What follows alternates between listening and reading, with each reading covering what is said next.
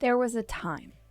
There was a time when, my vagina was bright and shiny like a new penny. There was a time. And I'm not sure if you're familiar with what happens when you push babies out of that space, but it's not what it used to be. But I have had a bad habit of tricking myself into believing that I'm going to have a period like I had when I was 22.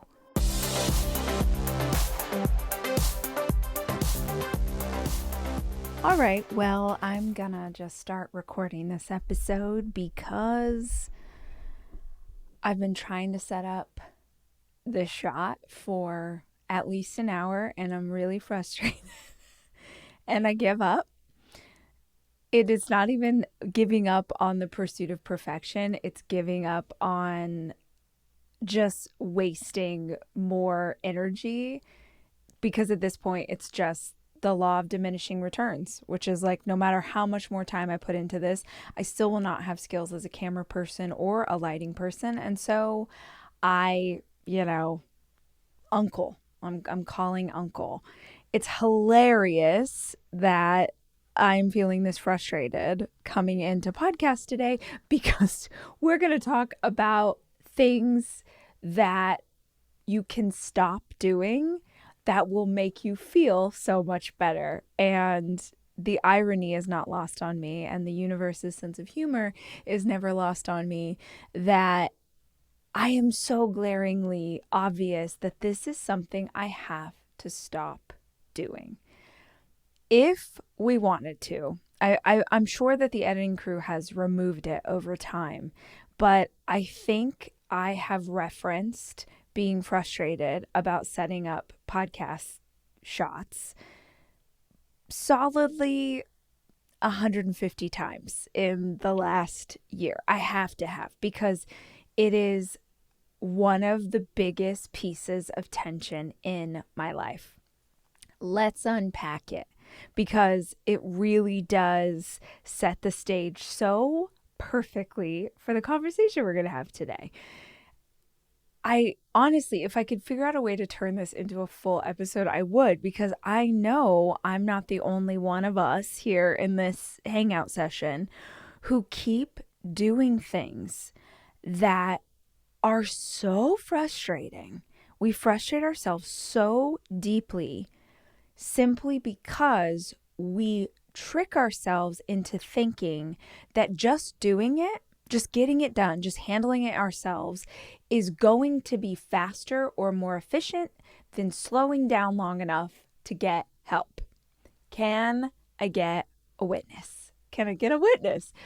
If you are not watching this today, if you're listening to it on audio, then you cannot see that I'm looking in the monitor right now. I'm basically blue because it is a dark, overcast day here in Austin, Texas. And the room that I shoot my podcast in is this little tiny room off of my TV room. It also happens to be the darkest room in the house. And I'm facing the light, and I'm going to show because I want you guys to see all the things I tried. There's a light I tried.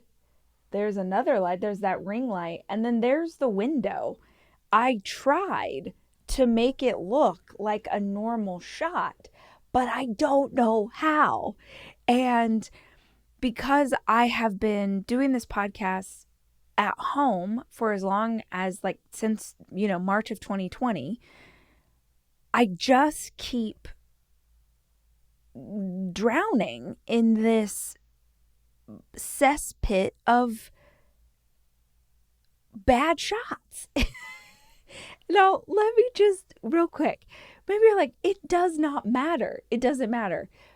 It does and it doesn't. It doesn't in the grand scheme of life. How the video shot of this podcast, which is predominantly an audio-based thing, how the video looks doesn't matter in the grand scheme of life. There are about 8 million things that are more important than the shot. But this is my work.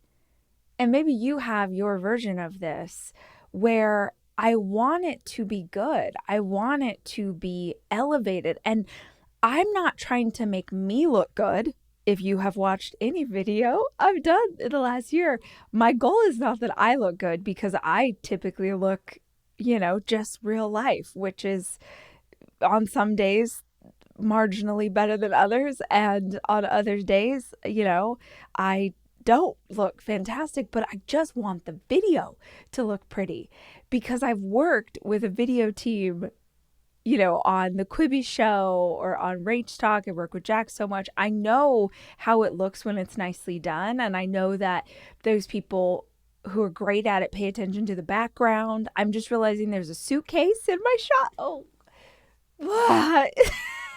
so bad. And it drives me insane, because I care. I want it to be right. But inevitably, the content, not necessarily the way this looks, but the audio content and the message I want to deliver, that matters to me way more than the shot. So what happens is, over and over and over again, I will give up because I get frustrated and just allow the shot to be whatever the shot is, so that I can get the audio work done. I think at this point we're up to like 5 pieces of podcast content every single week. And I'm so proud of it. And I'm so grateful for the community. You guys are showing up big. The show's never been bigger, but I wish it looked good too. And so today I was really frustrated. I got up this morning, I was having my coffee, sitting by the tree. It's beautiful. I've got, I'm drinking coffee out of a Santa mug, and I'm just in a bit of a grouchy mood, and I'm trying to unpack, because that's not normal. I don't wake up grouchy, and I'm like, what am I frustrated about? And I kept circling around the fact that it was such a gray day outside. And I was like, just really, this weather is so gross, and it just makes me feel kind of depressed. And like, I was just getting more and more annoyed at the weather, which is also very weird. And then I realized, it's because my intention today is to shoot podcasts all day. And if it's like this outside, I know that it's just going to be a ball of trying to make it work, and it doesn't work, getting frustrated, doing something, coming at you with 8 minutes of an opener about the shot not being right. But there's a reason I'm bringing it up, because I've been talking about this I've been frustrated about this for at least a year and a half. And yet I find myself week after week, day after day, navigating the same pieces of tension, because I keep telling myself that just getting it done is faster than slowing down and asking for help. Entrepreneurs are the worst at this, because oftentimes when we start a business, we're used to wearing all the hats. And when the business starts to grow and we need support, we will inevitably keep doing things that are not the best use of our time, because we just think it's faster. And actually today, when I was sitting here, I had to take a minute and pray and meditate, because I was in such a grouchy mood about it. And I thought to myself, I would bet you guys money that I spend the equivalent of potentially one brand new podcast episode I could be making every single week trying to set up the podcast. And I thought, okay, this is nuts. Yes, it will take more time to figure this out, because I'm not sure if, in order to get this right, do I need to shoot the podcast outside of my house? Do I need to rent a studio? Do I need to get an office space? Do I need to get somewhere that we can set up the lighting and it will be consistent every single time and the shot will be pretty, and so I don't have to think about it? Is that what I'm going to have to do? That's going to involve a lot. That's going to involve finding a place, getting the team involved, having Jack set everything up for me, vetting it. It's going to take a minute. And so inevitably I just keep, it's just faster to just do it in this dark little room and feel frustrated. And I'm betting that if you searched your heart or your mind right now, you would find your version of this. You'd find the moments in your day, in your week, where you experience the same tension over and over and over. And you just keep pushing through the tension because you're like, okay, well, as soon as I'm on the other side of this, I don't have to deal with it anymore. But you're going to come back and deal with it again tomorrow, or you're going to come back and deal with it again next week. What would it look like in our lives for each and every one of us, especially going into a new year, if we considered stopping the crazy train? I want to keep adjusting this because it's so bad. Is that better? I don't know.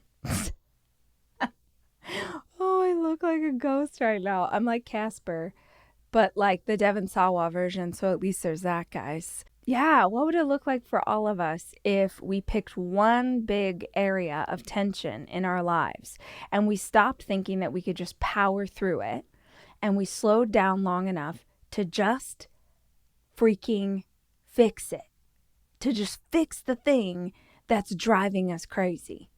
I'm going to do it. I'm going to lead out on this. It's going to be annoying and it's going to take a while and I'm going to figure it out, but I'm going to hit you up. You're going to you keep watching these, and then at the beginning of March, I'm going to be in some beautiful, gorgeous space. And you guys are going to be like, that son of a bitch, she did it. She finally fixed her shot. Doesn't matter to anyone else, but it matters to me. And I want to also not reinforce a narrative I have in my mind that it just has to be this way, that there's not a solution. I think that we get wrapped in that lie that there's not a solution to the pieces of tension in our life, or there's not an answer that would make it better, or there's not something that we can try, or maybe we've tried to fix this thing before and it just never gets better, and so we figure this is the way that it has to be. And having gone through many seasons of my life where I was able to make a change that had a domino-like effect, one domino went down and then it was one after another, and I started to feel so much better. I know it's possible for every area of our life. And so I just want to tell you that story today, because I've identified the piece of tension. I know what has to change. And my next step is going to be to brainstorm a bunch of different solutions and then to just try stuff. And if the things I try don't work, then I'm going to try something else. And if that doesn't work, I'm going to try something else. I'm just going to keep trying something until I have a solution that works better for me. Because getting to do this work is one of the greatest joys in my life. I love it. And I don't want to surround it with negativity on any level. And if I keep allowing myself to fall back into the same rut over and over and over again, I don't feel like I'm evolving the way that I want to. I don't feel like I'm doing the work that I want to do. And that's literally the intention behind this podcast in general, is that we're all trying to level up in our lives. That's what I'm going to do. We have a plan. And now let's talk about the other stuff. Let's talk about the other areas where I actually did what I needed to do, where I actually made a change and it had a huge, profound effect on my life. So I made notes in my phone the other day because I was like, oh, that's an interesting concept for a podcast episode, is what are bad habits that I used to have that when I made the change, when I got rid of these habits, I really saw drastic change, and I wouldn't have thought that that habit would have such a big effect. It's kind of the way it always is. It's kind of stuff that you don't think is going to be a big difference maker can be massive. I actually was just writing about this. I'm on deadline for my next book. And I just was writing a chapter about this yesterday, that my intention for this year was to challenge myself to do things that scared me. And it's coming up in an upcoming podcast episode, so y'all will hear all about the crazy stuff I did. But I am really shocked at how many pieces of my life were touched, affected, and changed by doing scary stuff, by pushing and leaning into fear. It really changed my life in ways I didn't anticipate. And when we change bad habits, I think that we find again and again and again, it will positively affect you in ways that you don't anticipate. So these are negative habits, bad habits that I stopped doing. And there's no particular rhyme or reason to these. It's just what popped into my head. But I realized that a lot of them have to do with health and confidence and the way I feel about myself or my body. So I think that it'll resonate with you guys too. The first thing that I stopped doing that I feel like made a huge difference in my life, and I made this change a while ago, is I stopped following fitness influencers on social media. I've talked about this before, but for me, not for everyone, I know for a lot of people, fitness influencers can be really inspiring, can be really motivational. But for me personally, I realized that every time I would see someone come through my feed that had like 8% body fat and 6-pack abs and, like perfect arms and all of these things, it triggered something in me. It made me lie to myself. Yeah, I like that way of saying it. It made my mind begin to lie to me about what my body is supposed to look like and what I think I should be doing and how my abs are supposed to look. And I'm saying that as someone who spends her life trying to figure out how to have the healthiest relationship with my body and my mind and my spirit that I can possibly have. So if I'm spending this much time doing the work and I'm still being triggered by seeing someone whose body looks so different than mine, that's not her fault. That's not the influencer's fault. That's not fitness industry's fault. That's something I need to take ownership of. I love every kind of content and all the people who put great stuff out into the world. So if you are a fitness influencer, keep doing you. That has nothing to do with you and the work that you're doing. It was just for me personally, I found myself getting triggered. It didn't motivate me. It would make me feel like I'm not enough. And I just wanted to take ownership of that experience. So I was really thoughtful about removing and unfollowing anybody or muting feeds that were people that she just doesn't look like how I look. And I'm never going to look that way. And me following her for fitness advice, it's not benefiting me in any way because it's just sort of setting up this warped perception of what I'm supposed to be.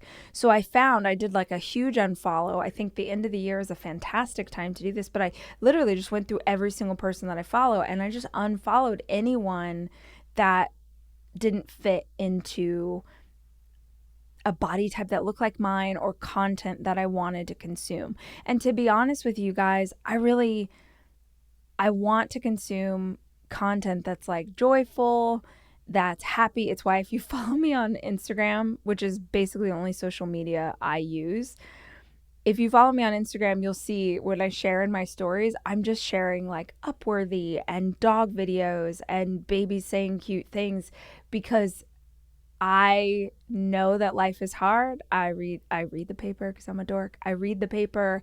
I get my news. I'm aware of what's going on. But when it comes to consumption inside a social feed, I want to look for light and I try and share light.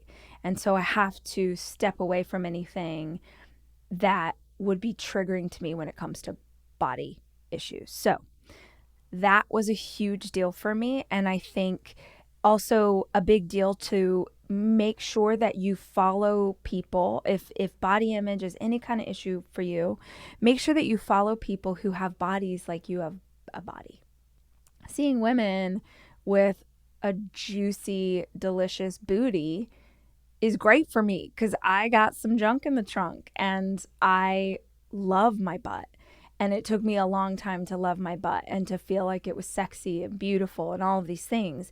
But if I'm following, young women in their early 20s who are really thin and have like that sort of waif like figure and they're models and whatever, beautiful women, but it's just going to make me feel like, oh, that's the way I'm supposed to be and I don't look like that. So making sure that you follow people who represent you so that your feed is filled with normalcy, that you see yourself represented again and again. So that was a big deal. Along the same lines of health, I thought it would be helpful to tell you that a really bad habit that I think has had the most profound effect when it comes to my health, nutritionally and physically, is I got out of the habit of thinking, like, if I went to a party and I had been just eating really great and taking care of myself and having foods that bless my body and making sure I'm getting greens and all the things. And then I go to like a holiday party and I have appetizers and delicious cocktails and I live my best life and I'm like nibbling all the things. My brain of the past would tell me that, well, you've just blown it. You've blown everything, so you may as well just go completely off the wagon. And I know I am not the only one. I've talked to you guys about this so much at conferences, and you come up to me at airports and you're like, girl, me too. It's a really common thing, especially for women, to have an all or nothing mentality when it comes to diet. Frankly, when it comes to exercise too. And when I say diet, I don't mean dieting. I mean like the nutrition that you take into your body. It's really common to believe that you have to be perfect, however you've identified that. Or you should just go ham and eat everything that you want and, wait for New Year's Day, right? Like we tell ourselves, I already blew it. It's Friday night and I blew it. So I'm just going to wait until Monday morning. Or screw it. It's December and I've been eating like crap. Now I'm just going to go all the way. And it's like, I'm sure you guys have heard that expression. It's like getting a flat tire on your car, seeing the flat tire and just grabbing a knife and stabbing the other 3 tires. Like it makes literally no sense, but our brains trick us into believing that this is the right choice. And that ends up being really bad for me, and I think really bad for a lot of us, because we end up taking in so much crap in our bodies, so many extra calories, sugar, alcohol, caffeine, like all of this stuff that normally wouldn't be there, we're taking on board, maybe even if we don't like it, because now we've tricked ourselves into thinking, well, this is the last chance to eat these brownies. This is my last chance for the rest of my life to ever have nachos. Like we tell ourselves all of this crap that's not true. And we end up taking in way more than we even want. Like we don't even want all of the things that we're taking into our system. But at this point, we're like, screw it. May as well. That is one of the best, worst habits I've ever broken, is if I have something indulgent, if I have something that I don't really want to be part of my regular everyday nutritional actions, I don't see it as part of some bigger, explanation for who I am as a human being. If I have something fun and like it's indulgent and doing the thing, I just think of it as a one-off. I'm like, yeah, I had that. We went to, I'm in Austin, Texas, and we drove out to Lockhart yesterday. If you're not familiar, Lockhart is the barbecue capital of Texas. That's what the billboards all over town told me. And we decided to go visit. I was out there because there's an art gallery. It's called Commerce Gallery that I have followed on Instagram forever. And they have a couple artists in residence right now. I really wanted to see the show. But while we were there, it was almost dinner time. I was like, well, hell's bells. We're in the barbecue capital of Texas. It feels like maybe we should have some barbecue. And we went to Black's Barbecue, Kent Black's, I think it was called. And it was just like a honky tonk style joint. And you went in and there was like sweet older women working behind the counter and you order all the sides. I ordered all the sides. I had potato salad, pinto beans, some of the best pinto beans I've ever had. They said the recipe's from like 1924. They've never changed it. I had cornbread, some creamed corn with jalapeno. I had pork ribs and brisket. And I tried the apple pie because a sweet old woman behind the counter said that I should try it. And I was like, ma'am, I will do literally anything you tell me to at this point. So I had it. I just would like to say it's worth the hype. It was freaking delicious.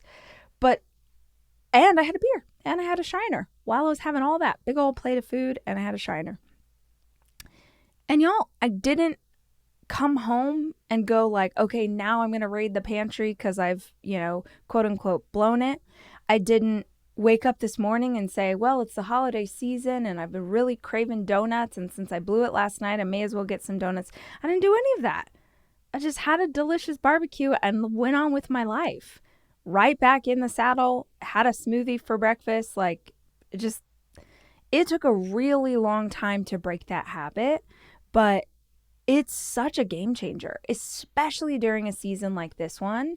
I really would love to encourage you, if you feel like you're that person where you're all or nothing when it comes to nutrition, just practice this. If you have a donut today or a cookie or like, number one, make sure you really want that thing and make sure it's worth it. This was a huge piece of it too. If I'm going to be indulgent and eat food that's probably going to make my stomach not feel that happy, which is what happens when I eat, a giant plate of barbecue. If I'm going to do that, let it be delicious. Because to me, if something's delicious, you are like satisfied by what you just did. But if you're eating it just because it's there or just because it's Christmas or just because someone made cookies at the office, it's not very satisfying. It feels a bit empty. And then we end up taking on more than we wish we had. So consider just try a little bite and you're like, yeah, this is freaking worth it. This cake, this cookie, this baby back ribs, this whatever I'm about to eat right now. This is my grandma's favorite. This is mama's best. She makes it once a year. Like, enjoy that stuff. Really allow yourself to enjoy it will eliminate a lot of that lack of satiation that keeps you reaching for things that you really don't want, because you're not even tasting, you're not even sitting with the stuff that you're actually taking in, which sitting with it is really going to allow you to be able to enjoy it in the moment and then just move on with your life. You don't slash all the other tires in the car. Okay, this is kind of a funny one, but I did write this down because I was telling my teenagers about it recently, and I know there's a lot of teenagers who listen to the show because you send me notes, and I want to put this out there because this was a really helpful thing for me. I think it's really helpful for my teens, and I have a sneaking suspicion that a lot of adults on here need to hear this too. Super random, but a bad habit that I stopped doing is touching my face. Touching my face. Unless I am washing my face, or when I'm putting makeup on, and when I'm putting makeup on, my hands are clean. Unless it's those two instances, I don't touch my face. This was a habit I had to consciously break because when I was a teenager, I touched my face all the time. And my hands were disgusting because I was a teenager and I didn't wash them. But I learned to do this because I would touch my face all the time, and I would like touch my chin or my cheeks or whatever. And as I got older in high school, I started to notice that the places I would touch were the places my face was breaking out. And it didn't take a genius to realize, like, oh, my hands are dirty, my face is oily, and when I'm touching these spots, I'm compounding that, and then I'm seeing breakouts. So my two oldest boys are teenagers, and they're in that stage where there's acne and they're trying to learn how to manage it. And they're like, both teenagers, they'll kill me for telling you guys this, but both teenagers like, Mom, you got to get us, we need the full skincare regimen. We need to know what to use and the order and all of it. Because I think when they first started to have acne, they thought it was just like, well, this is just what happens to teenagers. And I really worked with them to figure out what made their face break out the most. So we identified certain situations where they stressed out, but most importantly, food. They both have food, just like you and I have food that breaks out your skin. Like if I eat dairy, I love dairy, but if I eat it, I immediately will see a breakout on my chin. So for them, I'm like, okay, let's pay attention to what foods do you eat that really you notice the next day or the next few days, your skin goes wild. And just teaching them that simple trick has seen such a great difference in the way their skin's looking. And you guys know, if you're a teenager or you remember being a teenager, when you have breakouts, it makes you feel really insecure, like you don't feel as confident. So just knowing, hey, I'll just not have pizza. Like I like pizza, but I don't like pizza as much as I like clear skin. That has been huge and I think pretty empowering for them. And even though they're boys, they're like, tell us more. Like, what's the soap and what's it? So I'm in the midst of one of their Christmas gifts. They won't listen to this, but if you know them, don't tell. But one of their Christmas gifts is I'm doing like full skincare. Oh, we'll see if they like it. But that's one of the things I'm getting them for Christmas. All of that to say, it's a really simple trick. Don't touch your face. Just don't do it. And it's a hard thing to break. You have to I like when I'm trying to break a habit, if it's something like that you do almost like a naturally, or it's almost like a tick, like you can't stop doing this thing. I like a physical movement and a sound. I have no psychological degree to back this up, but I do feel like if there's some, I'll be like literally like, nope, nope, nope, nope, nope. Like I'll do something, I'll snap, I'll clap, I'll do something to remind myself that I don't want to do that thing anymore. Certainly, like if, I don't know, I think I talk a lot with my hands for you guys. And so if there's a video, I'm sure I've like covered my face with my hands or whatever. But in normal life, not on camera, in normal life, it's a great rule of thumb. It's something that'll benefit everybody. Don't touch your face. Okay, this is real. This is some realness. This is some period realness. I have broken the habit that gets me into trouble with my period a lot. And that is, I'll be 40 next month and I've had 3 kids. I have stopped assuming that my period will ever be light. There was a time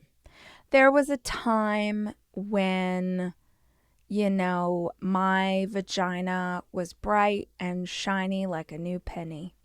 There was a time. And I'm not sure if you're familiar with what happens when you push babies out of that space, but it's not what it used to be. And post children, and as I've gotten older, my periods have gotten really heavy. I think that's because I'm perimenopausal and it stinks. I'm just gonna be honest, it feels a bit frustrating because I feel like I'm still probably 15 years away from going through menopause. So perimenopausal peri just means before. So it's potentially a really long time with these heavy periods or fluctuating periods or things that shift and change. And it's just annoying. I wish we could just like program it and have our cycles be exactly how we want them to be.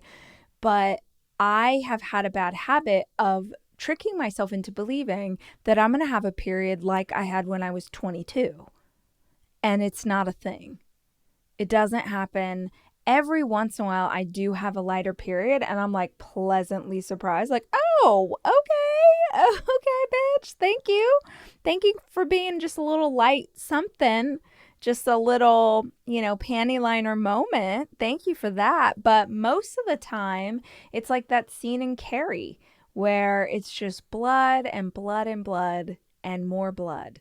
And I don't know if any of you know what I'm talking about, but when it's happening to you, it causes all kinds of problems. For me, I have had really bad anemia this year, which causes all kinds of issues. It physically makes me feel really low energy. It's a huge struggle in my body, but let's just set that to a side. That's not even the worst of it.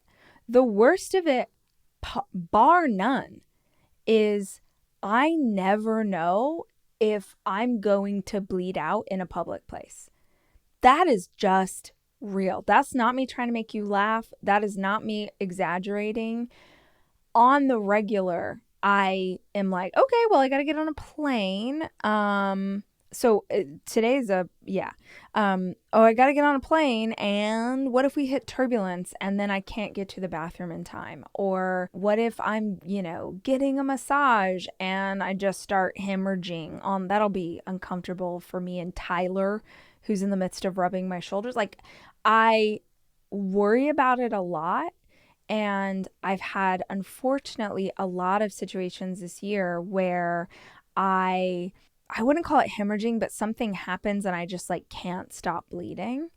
And it's happened a lot at night. And then I'm up all night trying to change things, but then they're not working, and I shouldn't be embarrassed, but it's it embarrasses me in front of my boyfriend that I'm literally ruining the sheets or bleeding through my clothes. It's a whole thing. And this kept happening over and over again because I just wasn't preparing. I just wasn't honestly accepting my body and where it's at right now and how it's acting. And so I'm not preparing well. It's kind of like going back to the start of our conversation. I'm not slowing down long enough to be solution oriented. So I'm not preparing, and then I'm getting mad at my body, and it's my body just doing what it does. So I'm getting mad at my body and myself when really I should have just been better prepared. I now just accept that my period's going to be heavy every month, and I try to plan accordingly. So I got a bunch of those period panties. I got the ones that look like boy shorts, because I'm a regular brief is not going to cut it. But I got the ones that are the most heavy flow, which essentially, guys, it's like you're wearing boy shorts with a diaper. It's noticeable. It's not, they have the ones that are lighter. They have thongs and different things that are lighter, and they absorb the blood, and they look like underwear, but that's not what we're doing here. Okay. That's the difference between a rowboat and the Titanic. I need the Titanic of period panties in this scenario. So I just sucked it up and I got a bunch of them. I think they're called Thinks. I think. Whatever the period panties are, that's what I got. And I got the ones that are boy shorts, and I got 4 pairs because I was that's, 4 nights in a row, I might be having a problem. And here's what I can tell you. They look a bit ridiculous because I feel like I'm wearing a diaper a little bit. I'm being dramatic, but it's enough that if my boyfriend touches my butt, he's okay, he can feel that it's there. But y'all, those shorts, they're not letting anything out. Okay, that it's a vault. It's a lockbox. I have more than once woken up in the night and just been I ruined the bed. Because I can feel myself. And just so you know, I wear a menstrual cup. So I wear a menstrual cup, and I was doing a menstrual cup and then like panties and a pad at night. And that wasn't enough. But these things, the menstrual cup plus these shorts, I don't like how they look, and I don't like the fact that I have to wear them. But the sleep that I get, because I'm not afraid I'm going to embarrass myself or ruin the bed, or the, like the peace of mind of knowing that I'm not going to, do something that I don't want to do. And now, honestly, I think like I'll try and figure out a way if I have to do something out in the world or go on an airplane in a day where it's like a really heavy flow, I'm going to be the one who's like wearing those shorts and looks like I have a diaper on, because nothing's worse. Nothing's more embarrassing to be a grown woman and to just like bleed through your clothes in public. I've had it happen so many times. I've gotten so creative with like things tied around my waist and different stuff. And it's just the reality of what it is. And it won't be like this forever, but it's gonna get immediately better by just being honest about what's happening with my body and doing what my body needs me to do instead of like what I wish my body needed me to do. So maybe seems silly, but that's been a big one for me, is just accepting my cycle and where she's at. And when Aunt Flo comes to town, I mean, she brings an army. So we got to be prepared.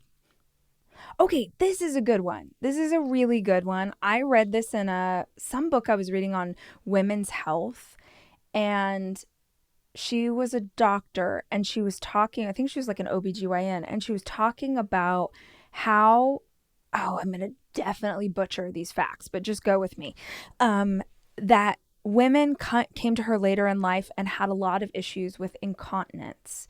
They peed their pants. And I joke a lot about peeing my pants, but I actually work very hard to make sure I do a lot of Kegels. I make sure all of that is very strong, because I'm a runner, because I, take fitness classes where I jump up and down. Look, I'm already bleeding out in public. I don't need to be peeing my pants in public as well. So I do a lot to make sure my pelvic floor is very strong. Google that if you're not familiar. You do not have to live your life with peeing your pants if that's something you're struggling with.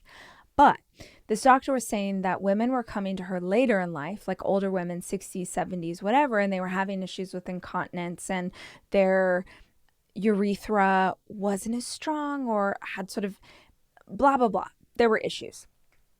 But what she said she told them to do, and I thought this was so genius, was she said, stop rushing to get out of people's way. And you're like, what does that have to do with pee? It actually is sort of genius. And I do this, and I don't know if you guys do this. I never knew other people do this until I read it in this book. She's like, these women are in their 60s or their 70s, and they've spent their entire adult life peeing as fast as they can because they think other people are waiting outside the stall in a public restroom, and they don't want anyone to be inconvenienced by how long it takes them to pee. Is that crazy or what? Am I the only one? I totally do this. If I'm a public restroom and there's a line, frankly, if there's no line, but I'm worried there might be a line form while I'm there, I pee so fast and so hard. I'm pushing, and she was saying like you push and you strain on these muscles for most of your adult life because you're trying to rush. Or if God forbid you got to poop, and then you're trying to get that poop out as fast as you can because you don't want to be an inconvenience to other people. And think about how often in our lives we do this. We over and over and over, I see it all the time, women who apologize for just like being on anywhere.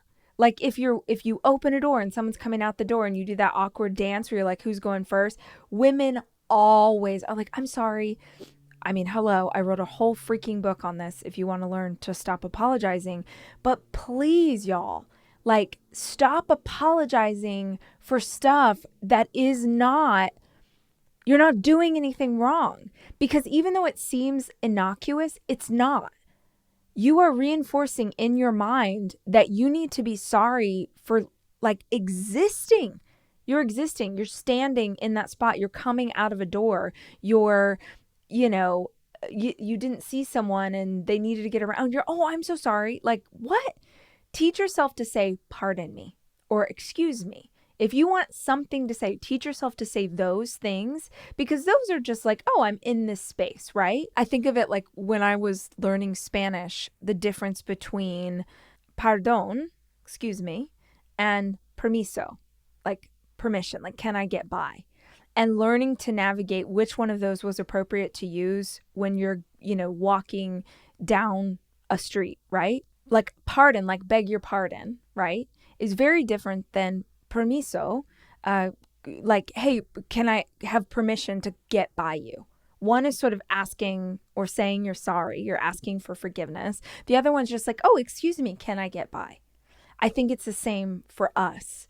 And I'm sure there are countless other examples of how we rush ourselves, or we try and make ourselves smaller, or we try and make ourselves more accommodating, and it's affecting our health. But I think this all the time now when it comes to peeing. It's so silly that I'm like peeing as fast as I can to what? Save 30 seconds for a stranger who, like, by the way, I'm never waiting in line for a public restroom and being like, damn, this woman, like, pee faster. For whatever that's worth, it's a silly thing, but it is a bad habit. Believing that your life and your existence is somehow less valuable than everyone else around you is a horrific habit. And it's one that you have to actively work to dismantle. Because otherwise, you're going to go through the rest of your life making decisions based on that idea. And it's not just going to affect you physically. It's not just going to affect whether or not you pee your pants when you're in your 70s. It's going to affect the way you feel about yourself emotionally. It's going to affect your confidence. It's going to affect the belief you have in self and what you think you're capable of. Be willing to slow down and allow yourself to take up space, and allow yourself to take the time that you need to do what you need to do. Yeah, it's kind of a silly one, but it popped in my head. I really have actively worked to do that. It makes me wonder too, like, how many people have issues with peeing their pants and it's really just that they didn't finish peeing. So you're like a little bit's leaking out because you rushed too fast. And the last thing that I'm going to say about this bad habit, you've heard about it a lot, and it doesn't make it any less important to discuss, and that is not looking at screens at night. Now, I've heard people saying now, if you're going to look at screens at night, wear blue blocker glasses or blue light blocking, blue blocker. Do you guys remember blue blocker sunglasses? Oh my gosh, that's so 1992. Neither here nor there. Blue light blocking glasses is, what they say now. If you're going to look at screens at night, wear that. But I actually think it's such a better habit to just not be consuming technology at nighttime. Just don't do it.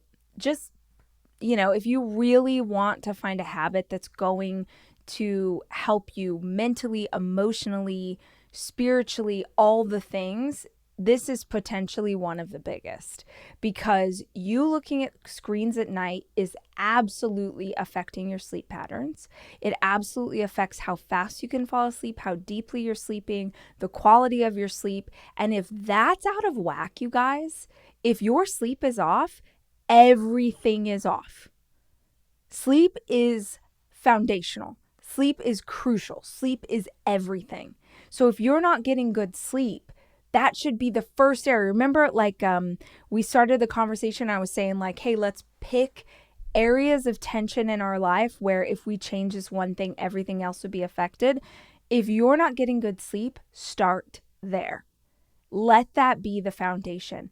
Even 30 more minutes or an hour more of quality sleep in a given night for you can have profound effects on the week. 30 more minutes of great deep sleep can be profoundly helpful to your mental, spiritual, emotional state. And it's one of the number one things linked to crappy sleep is consuming a screen before bed. So I don't look at screens at all. I'll watch TV with the kids, or we'll watch a movie or something like that, but we also read a lot around here. We talk, we hang out. Honestly, by the time I get everything done that I need to do, I really only have 45 minutes to an hour before I want to be asleep. So I'm not going to go into my room and open a screen then. That's actually going to wire my brain. That's not going to help me calm down. So, read nonfiction at night, talk, take a bubble bath, take some me time, do a meditation, all sorts of great things that you can do. But hugely helpful for you is going to be not looking at screens. The reason you keep hearing about it over and over is because it does matter. It's not just lip service. It really is important. So those are bad habits that I stopped doing that I've found really helpful and life-changing in the experience. No habit is easy to break, but by identifying stuff in your own life that you feel like is hurting you, it really empowers you to not just change that one thing, but to change others. Yeah, those are my ideas for today. If you're watching this video, I apologize for how blue I look right now. I couldn't figure it out, but I'm going to. That's my promise to myself, and that's my promise to you guys. And maybe you use this opportunity to look at something in your life where you're experiencing a lot of tension, and we slow down long enough to figure it out and make it better. I'll be back later in the week with more conversation. Until then, remember, I love you, and I'm rooting for you. This is how good I am at YouTube that I literally just did this. I think it's like that is what I'm trying to do. Okay.